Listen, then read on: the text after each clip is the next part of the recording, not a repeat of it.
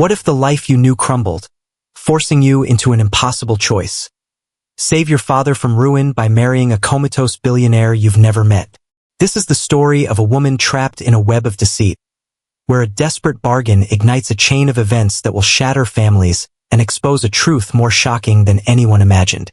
Chloe Miller meticulously reviewed the numbers on her worn laptop for the third time. Her father's debts remained as implacable as ever. She worked double shifts at the downtown diner, the cheap coffee scent clinging to her clothes, but it was barely enough to keep their tiny apartment afloat. Tonight, she'd arrived home late again, her feet swollen, her hair pulled back in a messy ponytail. "Still awake, honey?" Her father's voice, laced with that familiar guilt he'd worn since his bankruptcy, drifted from the hallway. "Just checking a few things, Dad. Go back to sleep." Richard Miller, once a respected construction entrepreneur, was now a mere shadow of his former self. Bad investments and a dishonest partner had left him in ruins. He retreated to his room as Chloe closed her eyes, exhaustion weighing her down. Tomorrow she had to be up at 5. Miles away, in the city's most exclusive district, the Blackwood estate loomed, an imposing fortress of wealth and power. In the master suite, connected to machines that monitored his vital signs, Gabriel Blackwood lay motionless. His skin, once bronzed by the sun, now held a waxy pallor. The man who had graced the covers of business magazines as the Prince of Finance had been in a coma for 6 months following a mysterious car accident. Isabel Blackwood observed her eldest son, her expression unreadable. Her heels clicked sharply against the marble floor as she paced around the hospital bed. "Any change?" she asked the private nurse, her voice crisp. "None, madam. His vital signs remain stable." Isabel nodded curtly and swept out into the hallway where Ethan, her younger son, waited impatiently. "Well, how much longer are we going to wait?" Ethan demanded, adjusting the gold watch on his wrist. "We have to act fast. He turns 30 in 3 months, Isabel replied, her voice cold. "If he's not married by then, we lose control." The Blackwood family patriarch had, with chilling foresight, stipulated in his will that Gabriel must be married by his 30th birthday to inherit the majority shares of Blackwood Industries. Otherwise, control would pass to an external trust, a fate Isabel was ruthlessly determined to avoid. "We need to find someone," Ethan said, a calculating smile playing on his lips. "Someone who won't ask questions and will accept our conditions. A ghost bride for a comatose groom. 2 vastly different worlds, about to collide in the most unexpected and potentially devastating way. What would you do if faced with an impossible choice to save your family? Would you make a deal with the devil even if it meant sacrificing your own freedom? Let us know your thoughts in the comments below. What if the price of your father's freedom was your own, forcing you into a silent, loveless marriage with a man suspended between life and death? Could you sign away your life for a future you never chose? The Blackwood family's private study exuded an aura of immense luxury and suffocating power. Chloe Miller felt infinitesimally small in the plush leather armchair, facing Isabel Blackwood, who observed her with cold, appraising eyes. "Your father owes me a great deal of money," Isabel stated bluntly, her voice devoid of warmth. "But I'm willing to cancel his debt, and even offer him a position within my companies." Chloe clutched her simple skirt, the fabric suddenly feeling ridiculously inadequate in this opulent setting. "In exchange for what?" she asked, her voice barely a whisper, though she already sensed the chilling answer. "My son Gabriel needs to be married before he turns 30, Isabel explained, her gaze unwavering. "It's a clause in his father's will. If he isn't, the majority shares will automatically transfer to an external trust that my late husband established. A trust we cannot control." Ethan Blackwood, Isabel's younger son, frowned from his position by the window. "Can't we contest it?" "Not without raising suspicions," Isabel countered, her voice sharp. "My husband was a cautious man. The only way to secure control is for Gabriel to remain the legitimate heir, at least on paper." "But your son is in a coma," Chloe stated, the words catching in her throat. "A minor detail," Isabel responded with chilling coldness. The marriage will be legal, all papers in order. You just have to sign and move into the estate. If Gabriel ever wakes up, you can quietly divorce. Consider it a temporary inconvenience. Chloe wanted to laugh at the sheer absurdity of the situation, but the desperate need to save her father weighed heavier than her pride, heavier than her own future. And if I refuse? Isabel's eyes narrowed. Your father will go to prison for fraud. I have all the necessary proof. A week later, Chloe found herself signing a marriage certificate beside an unconscious Gabriel. A notary, clearly in Isabel's pocket, validated Gabriel's signature with falsified documents. His movements brisk and impersonal. Are you sure this is legal? Chloe whispered, a gnawing doubt twisting in her gut. Everything is taken care of. Ethan responded with a cold, dismissive smile. No one will question a document validated by the same judge who managed our father's will. Chloe swallowed hard. She was trapped, a pawn in their ruthless game. That night, she settled into the guest room adjoining her new husband's suite, surrounded by luxuries she had never imagined, yet couldn't bring herself to enjoy. Eleanor Vance, Gabriel's stepmother and a distant relative who also lived at the estate, was the only one who treated her with a semblance of kindness. One night, Chloe found Eleanor in Gabriel's room, carefully examining the medications administered to him. Something isn't right, Eleanor murmured, her brow furrowed with concern. These medications are too strong. Far too strong. What do you mean? Chloe asked, approaching cautiously. Eleanor looked at her, her eyes narrowed, appraising. I think they're intentionally keeping him sedated. From that day forward, Eleanor began to subtly reduce Gabriel's medication dosage, discreetly replacing some of it with saline solution. Small changes began to appear. A finger twitching, eyelids fluttering slightly. If Ethan or Isabel discover this, Eleanor warned Chloe, her voice a low whisper, they'll destroy us both. Chloe, who had entered this unholy agreement thinking only of saving her father, now found herself entangled in a dangerous family war she didn't understand, married to a man she'd never known awake, and living in a mansion that felt more like a beautiful, gilded prison. One night, as everyone slept, Gabriel's fingers moved with more force. His eyes flickered open briefly, confused and disoriented, before closing again. The countdown had begun. What if the man trapped in a silent world began to stir, and his awakening threatened to expose a web of lies, forcing his wife and a secret ally into a desperate race against time?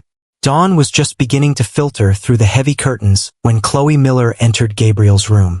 She had grown accustomed to visiting him each morning, a strange, almost senseless ritual with a man who didn't even know she existed. But today something felt different. His fingers moved last night. Eleanor Vance, Gabriel's stepmother, whispered, already there, adjusting the monitors with a nervous energy. And his eyes, I'm sure they opened for a moment. Chloe observed Gabriel's face. Though still pale, his features seemed less rigid, almost peaceful. How long do you think? Soon, Eleanor responded, glancing towards the door as if fearing someone might overhear. But we must be careful. Ethan comes every day to check the medical reports. He's suspicious.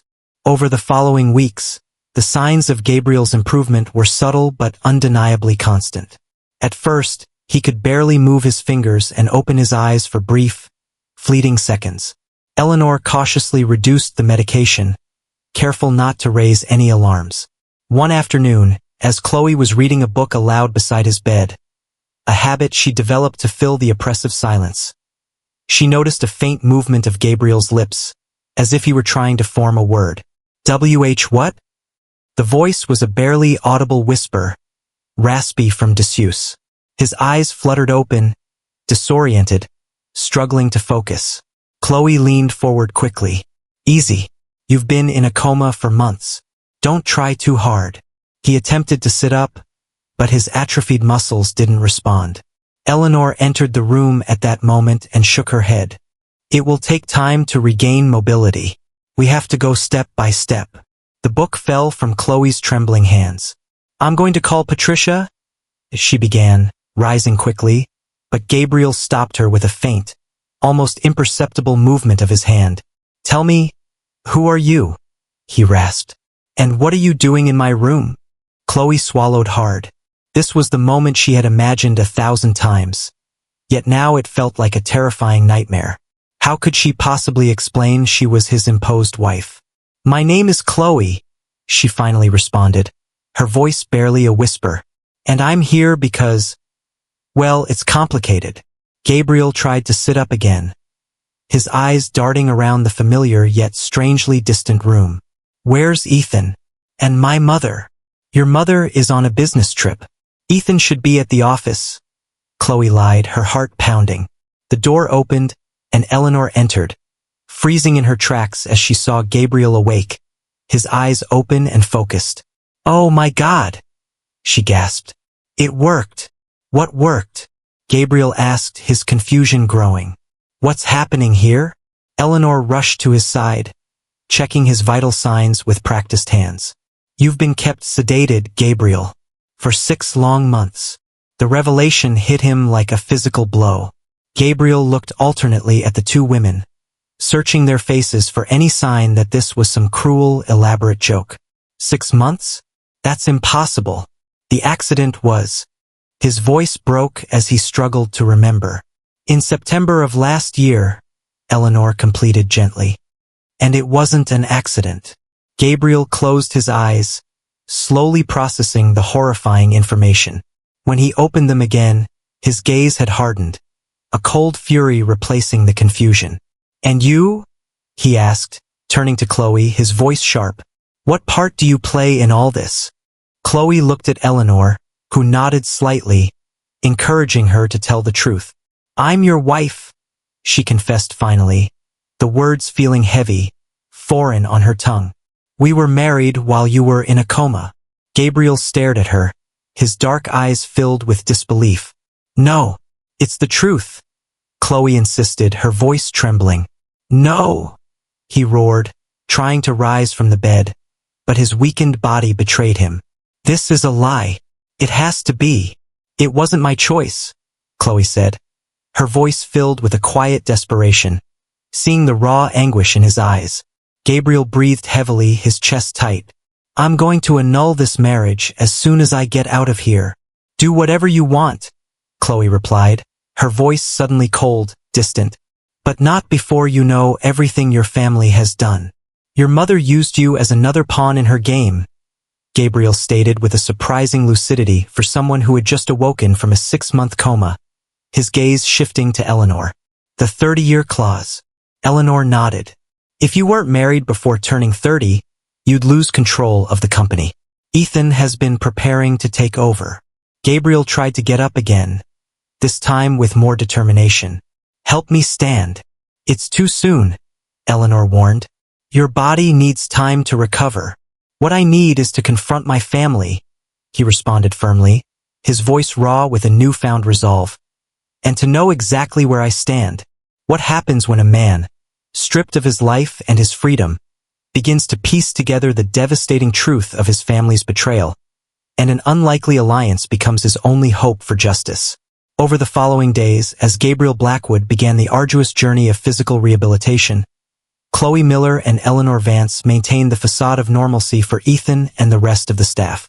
Each night, they would secretly update Gabriel on everything that had transpired during his absence, revealing the depths of his family's treachery. They've been siphoning funds, Eleanor explained, showing him documents she had covertly obtained. Ethan has been strategically placing his allies on the board of directors, consolidating his power. Gabriel listened, his expression impenetrable, as he painstakingly exercised his weakened legs, each movement a testament to his unwavering determination. He was slowly, agonizingly, reclaiming his strength, fueled by a burning desire for truth. One evening, after Eleanor had retired for the night, Chloe remained with Gabriel in his dimly lit room. Why are you still here? He asked, his voice still raspy but stronger now. I'm awake. You could leave. Chloe looked away, her gaze drifting to the rain-streaked window. Your mother would fulfill her threat. My father would go to prison. Gabriel observed her with a new intensity. For the first time, he saw her not as a stranger who had inexplicably appeared in his life, but as a person trapped in the same insidious web of lies and manipulation. We'll have to continue this charade, he finally said, his voice low, conspiratorial.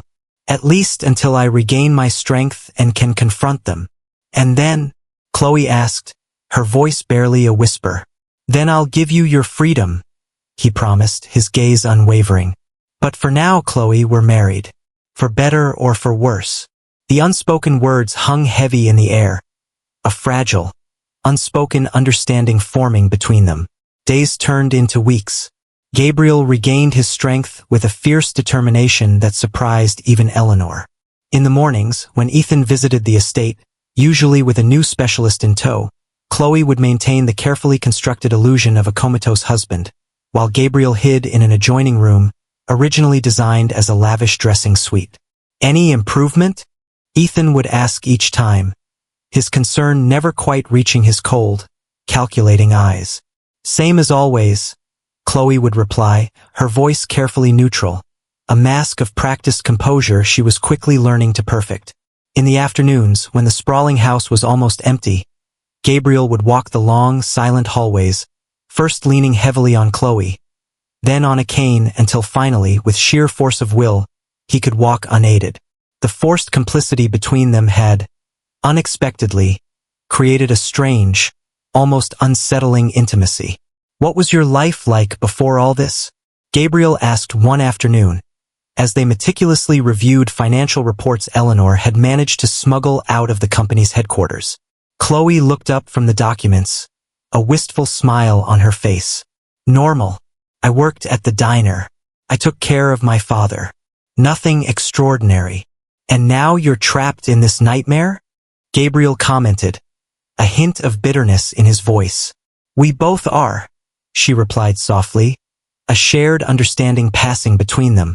Gabriel observed Chloe with a newfound curiosity.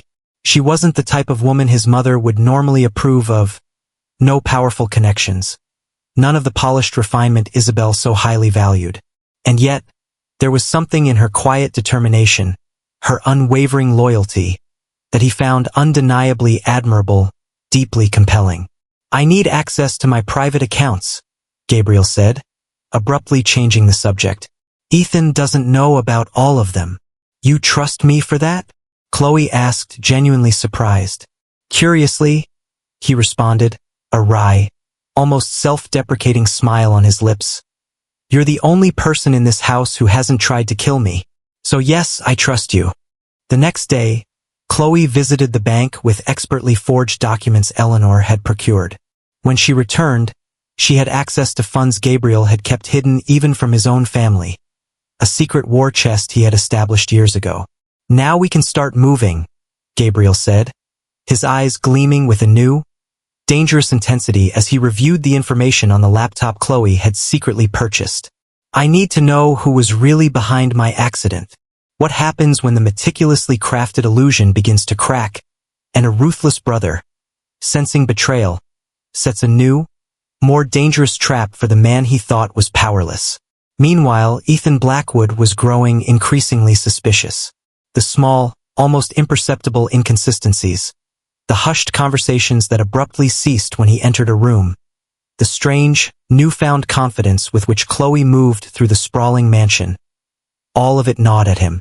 There's something odd about her, he commented to his mother, Isabel Blackwood, over the phone, his voice tight with suspicion. She doesn't behave like someone married to a man in a coma. Keep a close eye on her, Isabel ordered, her voice cold and sharp. We can't afford any surprises now. The board meeting is soon, and we need everything to be in perfect order for the transition. Ethan redoubled his surprise visits to the estate. One afternoon, he almost discovered Gabriel in the study. If it hadn't been for Eleanor Vance's quick thinking, distracting Ethan with a fabricated household emergency, their entire plan would have unraveled. This is too dangerous, Eleanor warned Gabriel and Chloe later that evening, her voice strained. Ethan suspects something. We need to consider another approach. What other approach? Gabriel demanded, his frustration mounting. Reveal myself and confront them now? I still don't have enough concrete proof against Isabel. Perhaps we should leave, Chloe suggested, her voice barely a whisper. Get away until you're fully recovered, until we have a stronger position. Gabriel shook his head, his jaw set with grim determination. If we disappear, Ethan will seize control immediately. No, we have to stick to the plan. We just need to be more careful. That night, as they meticulously reviewed new documents Eleanor had acquired, their hands accidentally brushed. Chloe snatched hers back as if burned, but Gabriel looked at her intently, his gaze unwavering, a silent, unspoken question in his eyes. You know what's the most ironic thing? He said, his voice low, intimate. This arranged marriage, orchestrated by my mother to control me, might be the only honest thing in this entire godforsaken situation. Don't be ridiculous, Chloe responded, flustered, her cheeks coloring. This isn't a real marriage. The papers say otherwise, Gabriel insisted, moving a fraction closer. And believe it or not, sometimes I think it was the best thing that could have happened to me. Chloe rose abruptly, her heart pounding. You should rest. Tomorrow will be a long day. As she left the room, Gabriel watched her, a complex mixture of frustration and admiration in his eyes. She was the only one who treated him as an equal, not as the Blackwood heir or a comatose patient. She saw him. The next day, Ethan arrived with a surprise. A renowned specialist flown in from Germany to examine Gabriel. I've been researching new treatments, Ethan announced, a chilling, insincere smile plastered on his face. Dr. Schmidt is an expert in cases like my brother's. Chloe paled. I don't think that's necessary. The current doctors already said. I insist. Ethan interrupted, his smile never reaching his cold eyes. He's my brother, after all. I want the best for him. Eleanor quickly intervened. Ethan, your concern is commendable, but we should consult with Dr. Mendez first. Changing his treatment so suddenly could be counterproductive. Since when do you care so much about my brother, Eleanor? Ethan asked, his voice laced with suspicion. I always thought you rather disliked him. Circumstances change people, she replied cautiously, her gaze steady.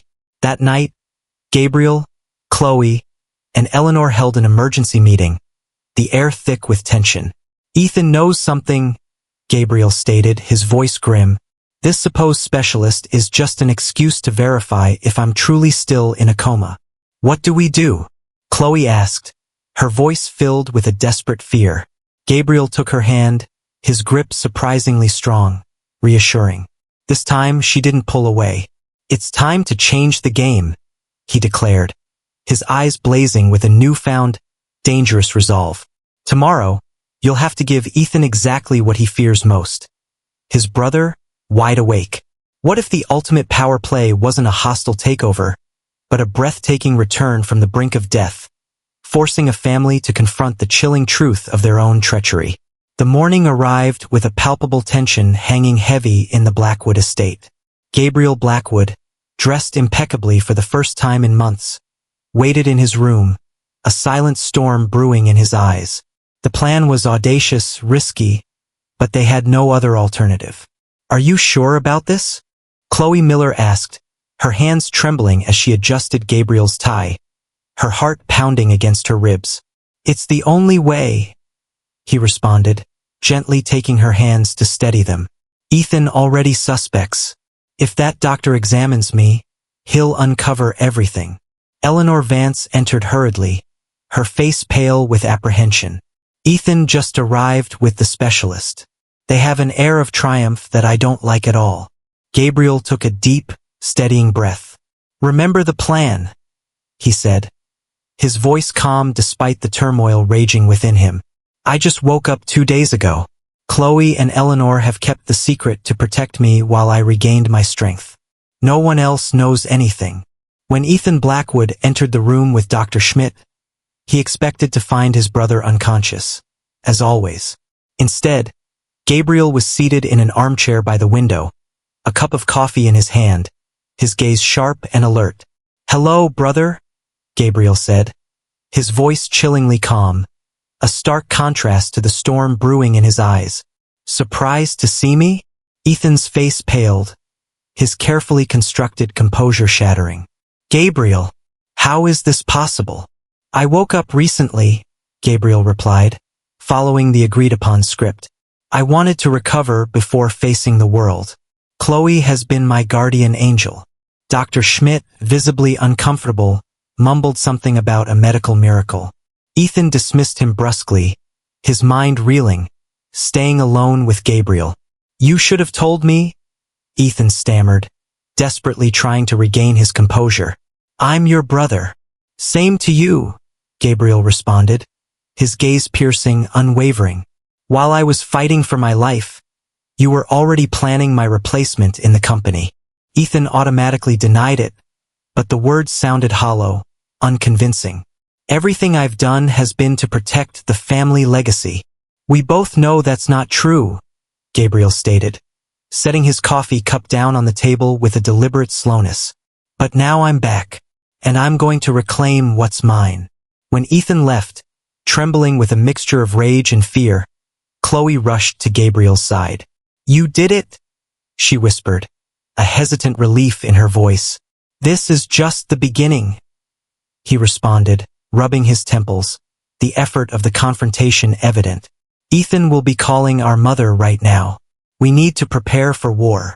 Over the following days, Gabriel dedicated himself to investigating his accident.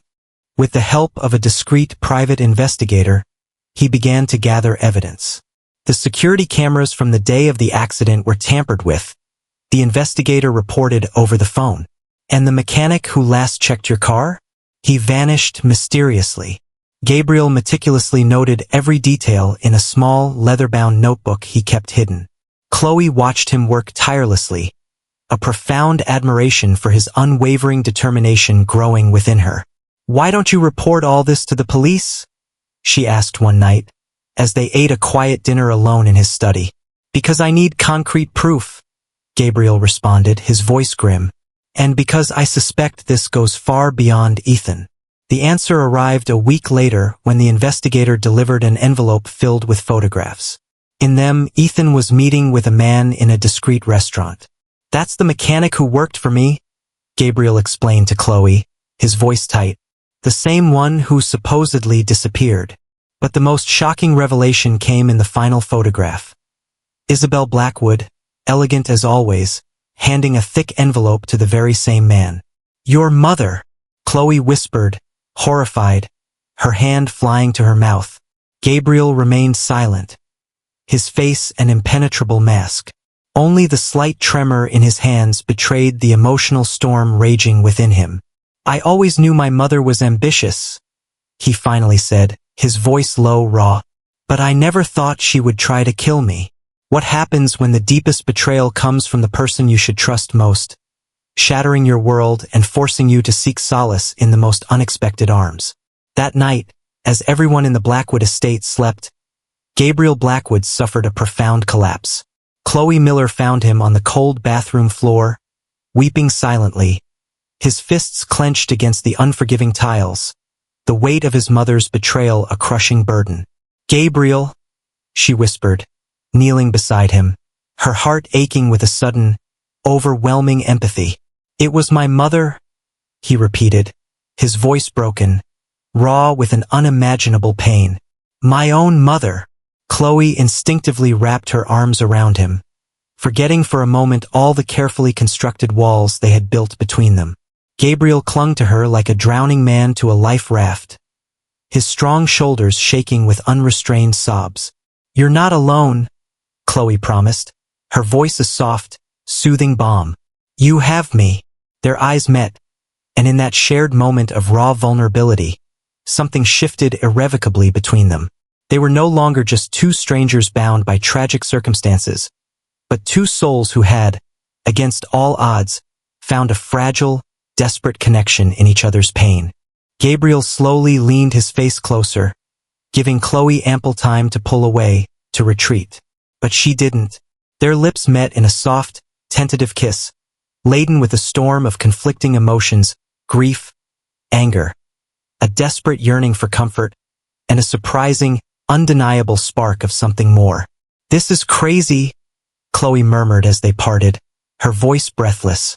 "I know," Gabriel responded, gently caressing her cheek, his eyes searching hers. "But it's the only real thing in this world of lies." The moment was shattered by the harsh ring of Gabriel's cell phone. It was a message from Eleanor Vance. "Isabel returns tomorrow. She's furious." Reality crashed back in with brutal force. Gabriel stood, his earlier determination returning, his eyes hardening. "Tomorrow, I confront my mother," he said, his voice once again firm, resolute. "And I will uncover the full extent of this conspiracy." Chloe nodded, acutely aware that their brief, fragile moment of intimacy was over. The fight for survival continued, but now, with a new, unspoken element woven into the complex equation. Feelings neither of them had planned for, feelings that complicated their already precarious situation even further. What happens when a matriarch, cornered and exposed, unleashes her fury, and a desperate son must choose between family loyalty and the pursuit of absolute justice? Isabel Blackwood's black Mercedes swept through the estate gates at precisely 9 o'clock the next morning. Gabriel waited in the grand foyer, standing tall beside the main staircase, with Chloe discreetly by his side. Her hand subtly brushed his, a small, silent gesture of support that meant everything. "Remember," Chloe murmured before the main door opened, "don't show her how much you know. Let her reveal herself." Isabel stormed in like a hurricane, her designer coat billowing behind her. She stopped short upon seeing her eldest son standing there, greeting her with a carefully calculated, almost chilling smile. "Gabriel," she said, quickly regaining her composure, her voice sharp. "What a wonderful miracle. Isn't it, Mother?" he replied, his tone laced with a subtle irony. "Almost as if someone didn't want me to wake up." Isabel advanced and pressed a cold, fleeting kiss to his cheek. "Ethan told me you awoke recently. You should have called me immediately." "I was recovering," Gabriel responded, maintaining the carefully crafted facade. "Besides, I've been busy getting reacquainted with my wife." The look Isabel shot Chloe was filled with barely concealed contempt. "Yes, you. A fortunate choice, indeed. The best decision you ever made for me, Mother," Gabriel countered, his smile tight, challenging. Ethan appeared at that moment, descending the staircase in an impeccable suit, his face a mask of feigned concern. What a touching family reunion. The Blackwoods, together again. The tension in the room was so thick it could be cut with a knife as they all moved to the dining room for a breakfast no one had any appetite for. Eleanor Vance joined them, quietly taking her place at the table, her presence a silent, watchful support. "I suppose you'll want to resume your position at the company now," Isabel commented, stirring her tea with a dismissive air. "Though Ethan has done an exceptional job during your absence." "It's my right," Gabriel responded, his voice firm, "and I have some ideas about certain irregularities I've discovered." Ethan nearly choked on his coffee. "Irregularities? I don't know what you're talking about." "The 15 million siphoned into Panamanian accounts, for starters," Gabriel said calmly, his gaze unwavering. "Or the phantom contracts with companies that conveniently belong to your friends." Ethan's face transformed, a flicker of fear in his eyes. "Those are very serious accusations, brother, especially coming from someone who can barely stand on his own." "I have proof," Gabriel responded, his voice like steel, "and I plan to present it at the next board meeting." Isabel intervened, her voice icy. "You will do no such thing. We are family. Dirty laundry is washed in private." "Like you tried to wash me away at the bottom of a ravine?" Gabriel retorted, finally dropping the facade, his voice raw with accusation. "I know about the mechanic, Mother, and I know it wasn't an accident." The silence that followed was deafening, absolute. Chloe reached for Gabriel's hand under the table, squeezing it tightly. "I don't know what you're talking about," Isabel finally said, but her voice lacked its usual unshakable firmness. I think you do, Gabriel responded, rising slowly to his feet, his gaze fixed on his mother. And I suggest you prepare your lawyer. This will not be swept under the rug. What if the battle for control escalated into a deadly game of cat and mouse, and the only person you could truly trust was the one you were bound to buy a lie, now a desperate truth? As Gabriel Blackwood left the tense breakfast confrontation, a wave of dizziness suddenly washed over him. Chloe Miller instinctively steadied him, her hand firm on his arm, guiding him towards the sanctuary of his study. You should rest, she urged, her voice laced with concern. You're not fully recovered yet. Gabriel shook his head, though the effort was visible. There's no time. Ethan will try something. I'm sure of it. His chilling prediction came true that very night. While meticulously reviewing documents in the library, preparing his case for the board, Gabriel felt a strange, metallic taste in his whiskey. He barely had time to call out Chloe's name before a wave of violent convulsions racked his body, sending him crashing to the floor. Chloe rushed in, finding him contorted in agony. Eleanor Vance arrived seconds later, her face a mask of grim understanding. Seeing the overturned whiskey glass, she acted with swift, decisive urgency. Atropine, she diagnosed after a quick sniff of the remaining liquid.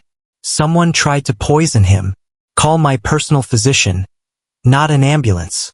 We can't trust anyone here. The next few hours were a terrifying blur. Gabriel fought for his life while the trusted doctor, summoned by Eleanor, worked secretly in the master suite, transformed into an impromptu emergency room. He'll survive, the doctor finally announced, his face etched with exhaustion. But he needs absolute rest. Ethan, of course, denied any involvement when Chloe confronted him later, his voice smooth with feigned concern. My brother is delusional.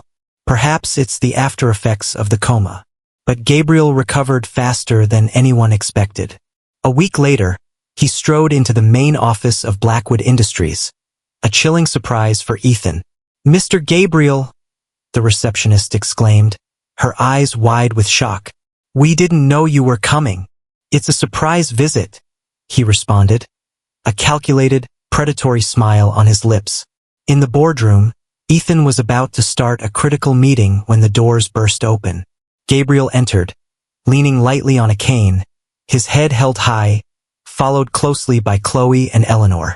I apologize for the interruption, he said, advancing to the head of the table, his rightful place. But I believe this is still my seat. Ethan paled, his carefully constructed world crumbling around him. Gabriel, you should be resting. After you tried to poison me again? Gabriel retorted, his voice cold, unwavering. I don't think so. He pulled out a thick folder, its contents meticulously organized. Gentlemen, before we continue, I'd like you to review these documents.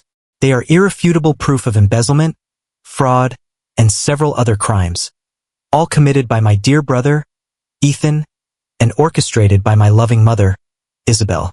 A shocked murmur rippled through the room as the board members reviewed the damning evidence. Ethan, cornered and exposed, desperately counterattacked. And what about your financial scandal 3 years ago, brother? He sneered. Have you told them about the bribes you paid to secure the Brazil contract? Gabriel didn't flinch. Go ahead. Tell them. I have nothing to hide. The meeting devolved into a brutal battlefield of accusations and counteraccusations. In the end, Ethan was escorted out of the building by security, his face a mask of fury and disbelief. But the damage was done. Gabriel's reputation had also suffered a severe, perhaps irreparable blow.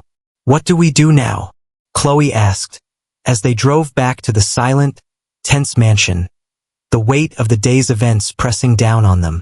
Gabriel stared out the car window, his face reflecting the immense burden he now carried.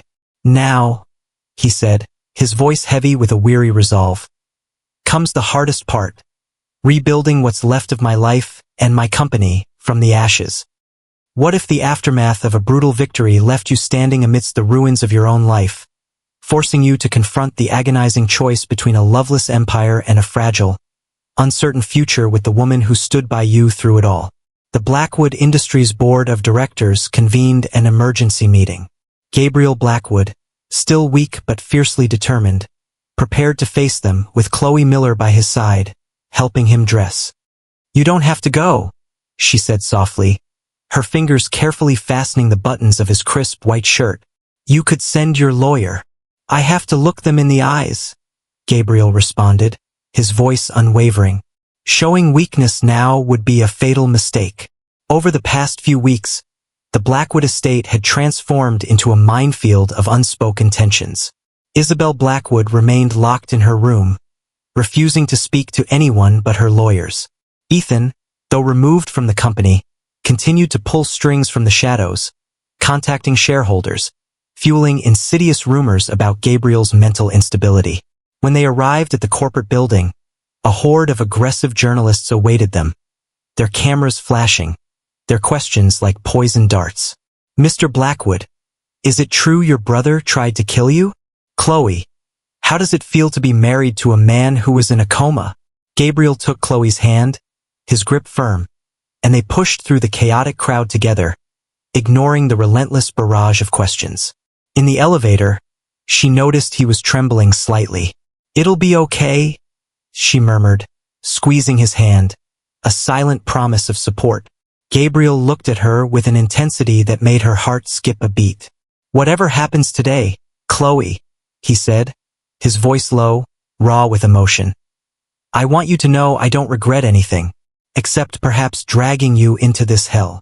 The boardroom was packed when they entered. Gabriel took his place at the head of the table, while Chloe sat discreetly in a corner, an observer in this high-stakes game. The tension was palpable, a suffocating blanket. "I appreciate your presence," Gabriel began, his voice calm despite the storm raging within him. "I know you all have doubts about my ability to continue leading this company." An older man, Richard Davies, a long-standing shareholder, cleared his throat. "It's not just doubts, Gabriel. It's concrete facts. Your brother has presented evidence of irregularities in your previous management." "Fabricated evidence," Gabriel responded calmly.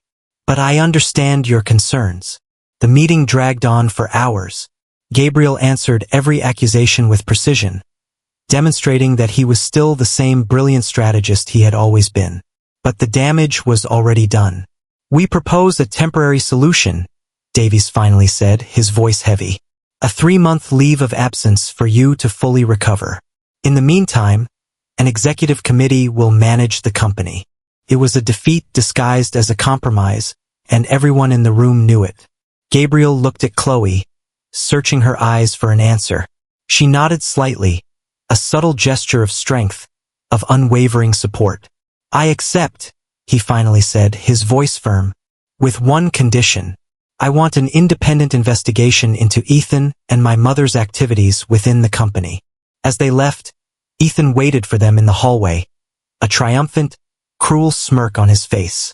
"Congratulations, brother. You've managed to destroy in one day what our father built over decades." Gabriel advanced until he stood directly in front of him, his eyes blazing. "This isn't over. For you, it is," Ethan retorted, his voice dripping with venom. "The shareholders no longer trust you. In 3 months, they'll vote to remove you permanently." Chloe had to physically restrain Gabriel to prevent him from lunging at his brother. In the car on the way back, Gabriel maintained a stony, sepulchral silence. The next day, as they were having a quiet breakfast, the news arrived. Ethan had been arrested. The evidence Gabriel had meticulously compiled about the embezzlement had mysteriously found its way to the district attorney's office. "Was it you?" Gabriel asked Eleanor Vance, who was reading the newspaper with a faint, knowing smile.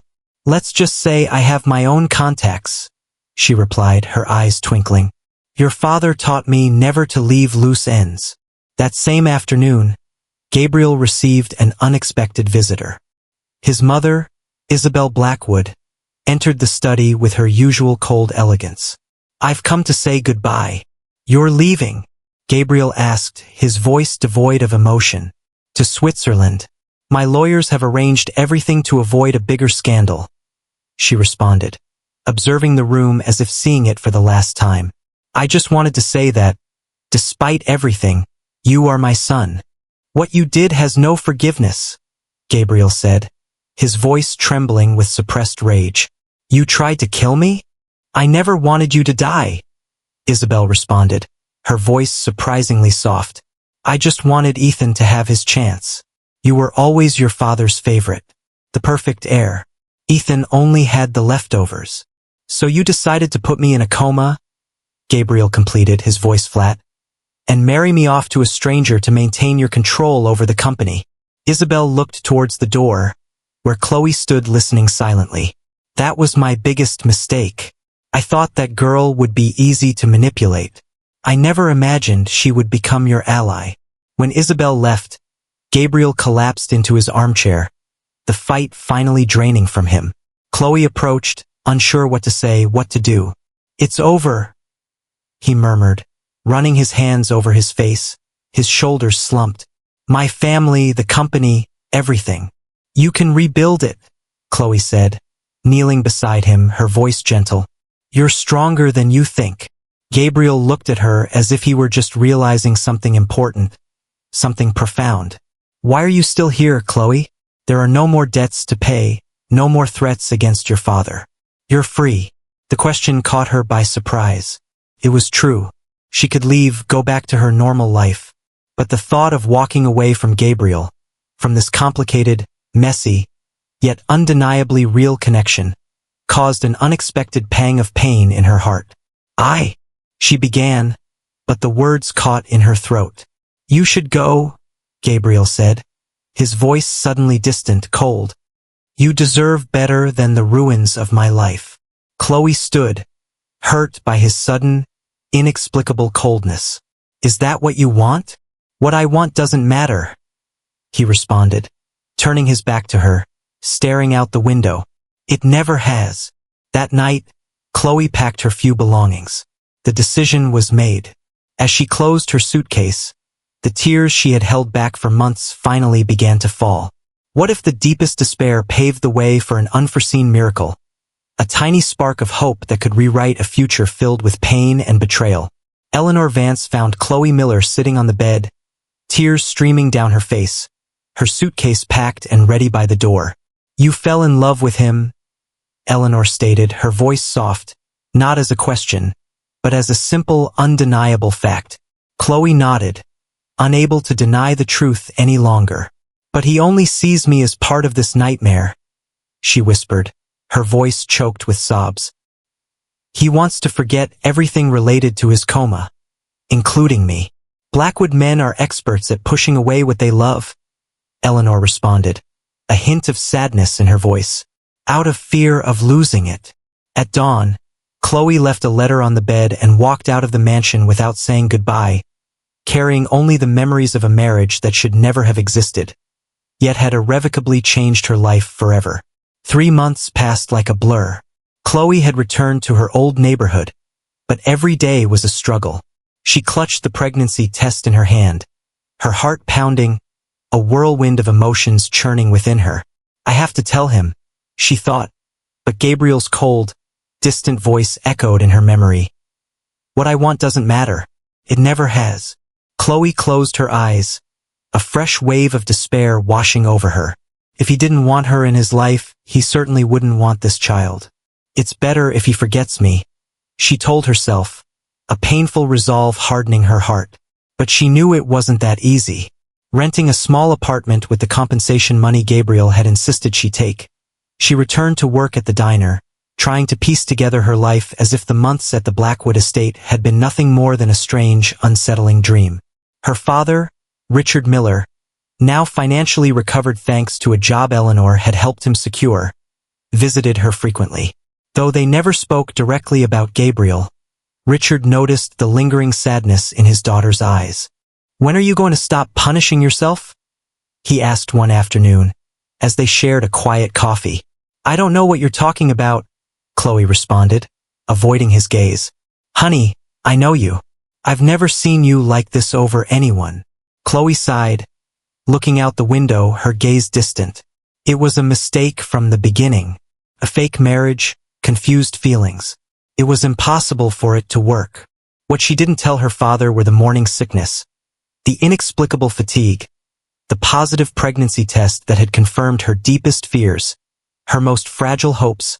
A week ago, a baby, Gabriel's child, grew within her, a precious secret she didn't know how to handle. Meanwhile, at the Blackwood estate, Gabriel had slowly, painstakingly regained control of his company. With Ethan facing criminal charges and Isabel exiled in Europe, the shareholders had no choice but to trust him again. But victory tasted like ashes.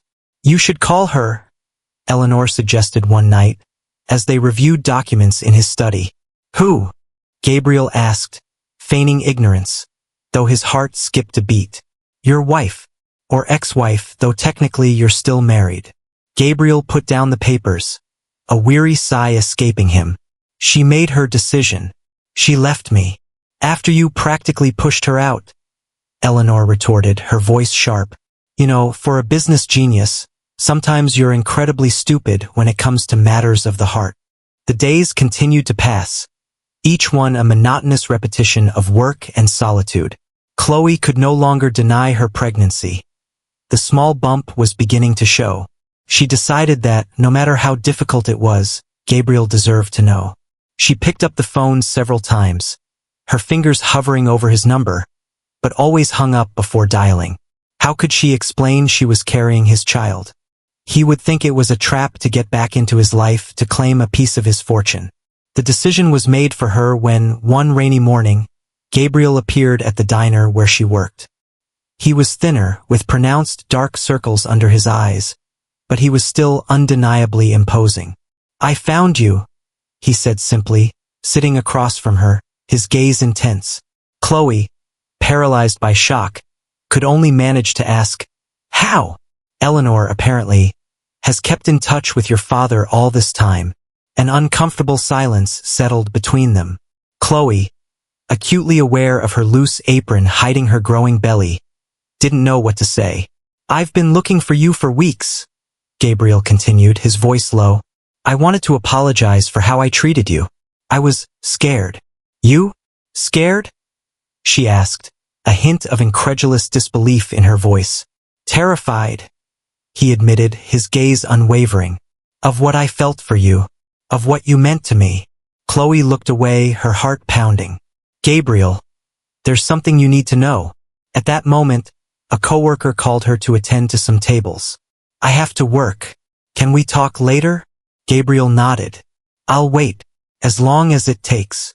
At the end of her shift, she found him waiting outside under the pouring rain, without an umbrella. Her heart skipped a beat seeing him like that, vulnerable and determined at the same time. "I'm pregnant," she said directly, without preamble, the words tumbling out before she could stop them. 3 months along. Gabriel stood motionless, processing the news, the rain plastering his dark hair to his forehead. Then, slowly, a radiant smile began to illuminate his face. "A child," he murmured, stepping closer. "Our child." "You have no obligation," Chloe clarified quickly, her voice trembling. "I just thought you should know." Gabriel took another step towards her, now completely soaked by the rain. "Obligation?" "Chloe, this is the best thing that could have ever happened to me." "What?" "I love you," he confessed, taking her hands, his gaze intense, unwavering. "I fell in love with you during those months in the mansion. With your strength, your honesty, your ability to see the best in me when I only saw darkness." Tears mixed with the rain on Chloe's face. "I love you too," she finally admitted, her voice choked with emotion. "But I was afraid you only saw me as part of that nightmare." Gabriel pulled her into a fierce embrace, holding her tight. "You're the only good thing that came out of all of that," he whispered against her hair. "The only person who stood by me without expecting anything in return." Under the pouring rain, they sealed their reconciliation with a kiss that tasted of promises and breathtaking second chances. What if the greatest legacy wasn't an empire built on secrets, but a family built on love, forgiveness, and the unwavering courage to choose each other, against all odds? That night, in Chloe's small apartment, They talked for hours. About the future. About the baby. About the fears they both still held. "I don't want to go back to the mansion," Chloe confessed, her voice soft. "There are too many painful memories there." "I understand," Gabriel responded, taking her hand. "In fact, I've been thinking about selling it. Starting fresh. In a place that's ours. Not the Blackwoods." "Are you sure? It's your inheritance." Gabriel gently placed her hand over his heart. "My real inheritance is right here. And now," he added, tenderly caressing her growing belly. Here too, the decision to be together didn't magically erase all their problems. Gabriel was still dealing with the fallout from his family scandal, the legal battles, the fractured relationships. Chloe had her own fears about becoming a mother, about trusting again. But for the first time, they faced those challenges together by choice, not by obligation. "You know what's the most ironic thing?" Gabriel commented one night as they had dinner, a comfortable intimacy settling between them. "My mother orchestrated all of this thinking she was destroying me, and she ended up giving me the only thing I truly ever needed." "What?" Chloe asked, a playful smile on her lips. "You," he responded simply. "A real family." Chloe smiled, feeling her baby move within her. A small miracle born from a marriage that should never have existed, but which, against all odds, had transformed into the truest love either of them had ever known. Part 13. A new home, a new beginning. What if the most profound happiness wasn't found in a grand mansion, but in the quiet embrace of a loving family, where every shared moment was a testament to a love that defied all expectations? A year had passed since that rainy, transformative night. The old Blackwood mansion, with its dark secrets and oppressive shadows, had been sold to a foreign entrepreneur. Gabriel and Chloe had bought a bright, airy house overlooking the Pacific Ocean in a quiet coastal town, with large windows that flooded the rooms with sunlight and a sprawling garden where little Matthew now took his first uncertain steps. It was a sunny Sunday morning, and Gabriel watched his son toddle among the flowers, with Chloe just a few steps away, ready to catch him if he fell. The boy had his mother's vibrant green eyes and his father's stubborn chin, a delightful combination that promised future challenges. "Come here, champ," Gabriel called, extending his arms. Matthew giggled and launched himself forward, tumbling into his father's embrace amidst peals of joyful laughter. Gabriel lifted him high above his head, still marveling at this tiny, precious life they had created together. Blackwood Industries had been completely restructured. It now operated under a new name, Olivera Blackwood Holdings, acknowledging the union of both families not just in marriage, but also in business.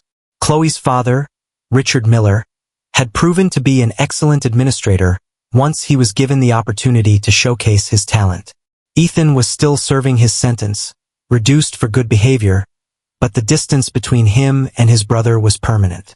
From Isabel, they only received occasional postcards from Switzerland, which Gabriel filed away without responding. Some wounds were too deep to ever truly heal.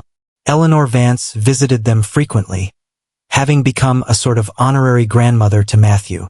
It was she who had advised Gabriel to maintain certain strategic assets when he sold the family company, thus securing his new family's financial future, free from the ghosts of the past. "What are you thinking about?" Chloe asked, approaching with Matthew in her arms. The little boy, tired from walking, was now yawning, ready for his nap. "How lucky I am," Gabriel responded, wrapping them both in a warm embrace. "How something that started so badly could end up being the best thing in my life." Chloe smiled, resting her head on Gabriel's shoulder. "Do you know what day today is?" "How could I forget? Our anniversary. Though I'm not sure if we should count from the fake wedding or from when we reconnected." "I prefer the second date," she replied, laughing. "The first one was quite depressing, with one of us unconscious." They took Matthew inside for his nap and then went out to the terrace. The sea stretched before them, infinite and serene, so different from the turbulent waters they had navigated together. "I have something for you," Gabriel said, pulling a small velvet box from his pocket. Chloe opened it to find a simple but elegant ring, vastly different from the ostentatious diamond Isabel had chosen for their original wedding. "I want to marry you," Gabriel said, his voice thick with emotion. "For real this time. No machinations, no secrets, just us, choosing each other freely."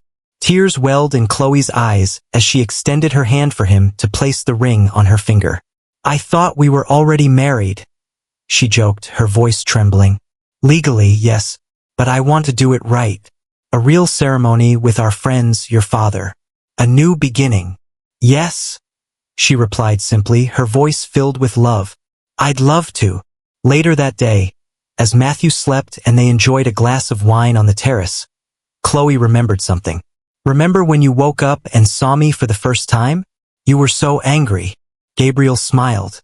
"I thought you were part of the conspiracy, a spy nurse or something. And now look at you, proposing marriage to the spy." They laughed together, a sound that had replaced the somber silence of the old mansion. Gabriel took Chloe's hand, gently caressing the new ring on her finger. "Sometimes I think about how fragile all this is," he confessed. "How one different decision, one different moment, and we never would have found each other. Or maybe we would have," Chloe responded, her gaze thoughtful. "Maybe some people are destined to meet, no matter the circumstances." Gabriel's phone rang, interrupting the moment. It was a message from his assistant about an important ongoing negotiation. "Don't answer it," Chloe requested. "Just for today." Gabriel turned off his phone without hesitation. The harshest lessons of his life had taught him to value what truly mattered. The business empire could wait. The moments with his family were irreplaceable. As the sun began to set, Gabriel wrapped his arms around Chloe from behind, both of them contemplating the horizon where the sky met the sea. "We started all wrong," he murmured against her hair, repeating the words he had said months ago. "But I wouldn't change anything, because it led me to you." Chloe turned in his arms. "Nothing? Not even the coma?" "Well, maybe that part," Gabriel conceded with a smile. "But the final result was worth every moment of pain." From the bedroom, the soft cry of Matthew reached them, waking from his nap. Both smiled, that sound now so familiar, so cherished. "I'll go," Gabriel said, kissing her softly before pulling away. Chloe watched him go, this man so different from the one she had met a year ago. Life had given them a second chance, born from the most improbable circumstances. A forced marriage that had blossomed into a real love, a family created from the ashes of another. And as the sun finally dipped below the horizon, Chloe knew with absolute certainty that it didn't matter how they had started, but how they had chosen to continue. Together, by their own choice, building day by day the love that should never have existed, but which was now stronger than any conspiracy or betrayal. A love that had survived the worst and now deserved the best. What did you think of this intense story of betrayal, love, and redemption? If you enjoyed Gabriel and Chloe's passionate journey from a forced marriage to a true love, don't forget to like this video and share it with your friends who love telenovelas full of unexpected twists. Your comments are very important to us. We'd love to know which part moved you the most. If you want to keep enjoying more stories like this, with complex characters and romances born in the most impossible circumstances, subscribe to our channel. We publish new chapters every week. And tell us in the comments, where are you watching this story of forbidden love between Chloe and Gabriel from?